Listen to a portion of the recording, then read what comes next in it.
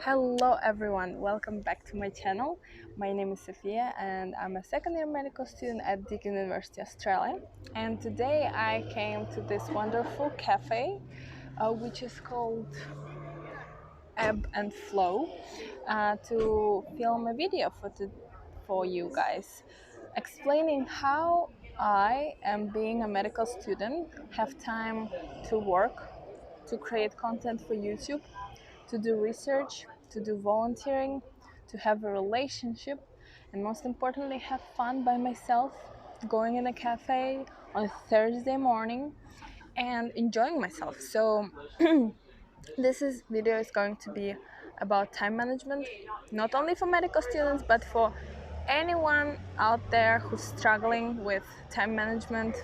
And I'll provide you 3 tips that I use and that definitely help me and hopefully will help you as well. So without further ado, let's roll into the video.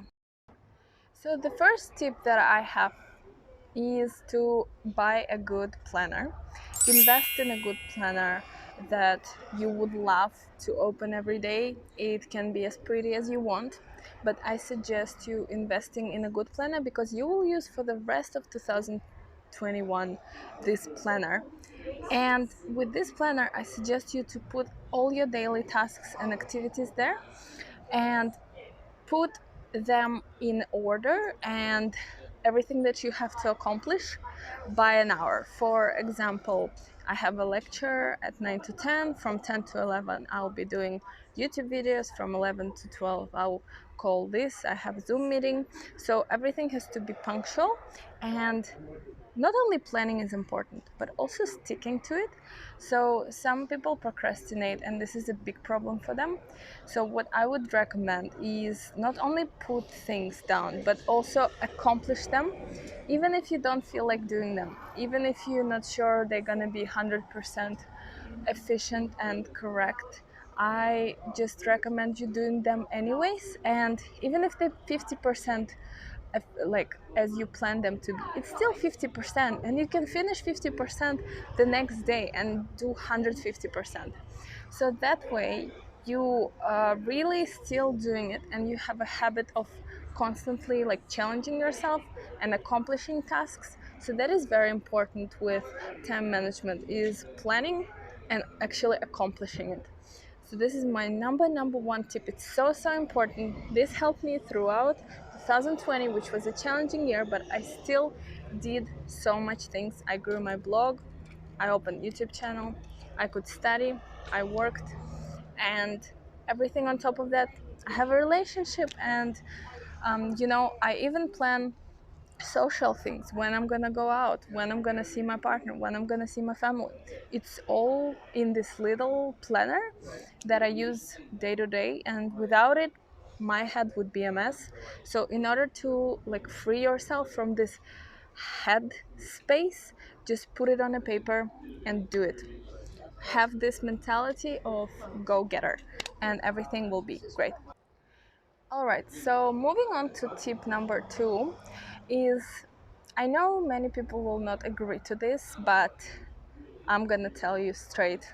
I do not watch Netflix on work days or any kind of TV shows or films. I only binge watch something as a social activity on my day off, on weekends with my partner or with friends, and I treat it as a, as I said, social activity. So on my own, I would never do it just to waste some time. So I think it doesn't bring any benefit to my life, any um, you know I don't gain any value from watching it on my own, so I just don't watch it. And seriously, it brings so much more spare time for things you actually have to do, or things that actually bring you some positives, like going for a walk, exercising, being on a phone with a friend that helps you mentally, um, watching YouTube, some productivity videos like this one,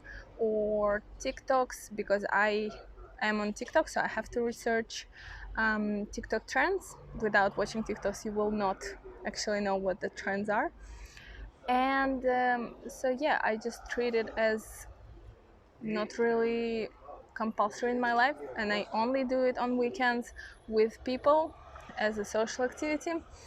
So this is my number 2 tip, and if it brings you joy, go do it. But I'm telling you, it saves so much time for things that actually have to be done that I can't stress this enough, that when I completely crossed it off, it brought me a lot of more time.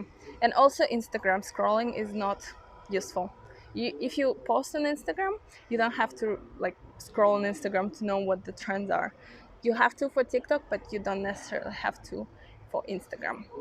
So those are my 2 platforms that I switched off during weekdays. And last but not least is the tip that helped me most, because I still struggled with it during 2020. As you know, we all study online or work online, and we're mostly home, and we don't have this workplace atmosphere when you're in uni and you see everyone studying and you start studying too, or everyone's just having like break at a certain time. You can have break whenever you want when you're at home. So what helped me is to not take a break longer than 1 hour, because I think 1 hour is what office people stick to. They have 1 hour lunch break. But when you're at home, you can literally power nap, or you can go for a walk, or you can call a friend, or you can just be lazy on your bed. It's so much more convenient when you just at the office or in the uni at the cafeteria. You can really increase your like energy level at that time when it really drops. You can boost it by sleeping for 30 minutes, by going for a walk, going to a cafe, getting coffee. No one's stopping you. So, but don't prolong it more than an hour, because I think 1 hour is really enough in the middle of the day. And I'm not talking about the nighttime routine when you actually can relax and you lying in your bed and you can like watch stuff like TikToks, or watch YouTube, like unwind, take a bath. I'm talking in the middle of the day when you actually have to do things. So 1 hour, I believe, is enough to boost your efficiency, boost your productivity, relax, and then keep going. Because when you allow yourself more time, you are more likely to take 2 hours, 3 hours, and so on. You can switch between activities. You can go cook, you can go for a walk, you can create content. Whatever that you do, you can switch between activities, but not be lazy and just lie on your bed more than an hour. That's what helped me throughout 2020, and I'm sticking to it nowadays, and it works great, because I think 1 hour is plenty. So these were all of the tips that helped me to properly time manage. I use this every day, even on weekends, sometimes when I have to study for my test. But usually on weekends, I try and not to plan that much stuff. I try to be more relaxed and peaceful, and keep a slow pace and sort of unwind, because on weekdays you really don't have that much time. So life is in order to live. So weekends I treat as my, relaxed days off.